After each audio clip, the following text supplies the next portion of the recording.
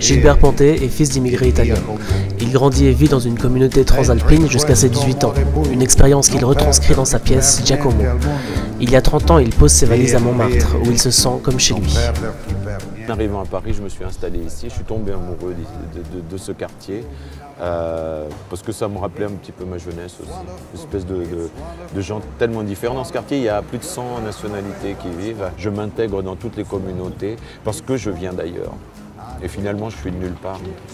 Alors comme ça, monsieur Iboun, il paraît que vous travaillez plus sur le chantier. Non, Maria. Moi, je travaille chez monsieur Prise Unique.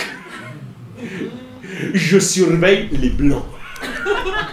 Cet amour pour les différentes communautés se retrouve sur scène, où Gilbert Pontet utilise son talent pour le théâtre solo pour toutes les incarner. Une faculté qui a séduit Stefano Cans. Le metteur en scène et lui sont devenus des amis. Les deux hommes développent leur complicité sur des planches depuis près de 15 ans. C'est que chez Gilbert, la notion de la nuit porte conseil est très vraie. Que j'ai appris par exemple que quelque chose qui avait l'air d'être certain un jour, vaut mieux que j'attende 24 heures pour me dire oui, c'est vraiment certain. Parce qu'il est capable de me remettre en question des heures de répétition qu'on a fait un jour le lendemain parce qu'il a pensé. Souvent à bon escient d'ailleurs. C'est pour la fête de l'école, c'est les fourberies de Scapin que ça s'appelle. C'est Molière qui l'a écrit. Tu connais Molière? Bien sûr, Giacomo, ta mère, elle connaît tout le monde dans la cité. Gilbert Pontet nous emmène ensuite au restaurant avignonnais Le Rez-de-Chaussée, un restaurant dont il est un habitué. Il y retrouve un ami de 30 ans, l'acteur Éric Auvray.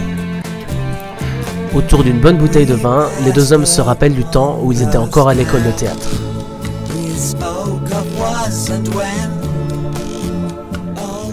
Il a les défauts de ses qualités. Il est intransigeant, donc ça le pousse à chercher la perfection dans son travail, mais en même temps, il est très très exigeant pour les autres.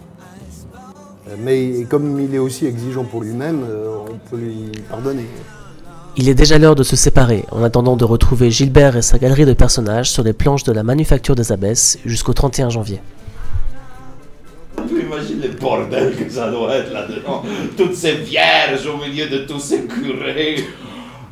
Luigi, depuis que tu es en France, tu as oublié que tu étais chrétien. Giacomo, depuis que ta mère elle est en France, elle a oublié que dans la vie il faut rigoler.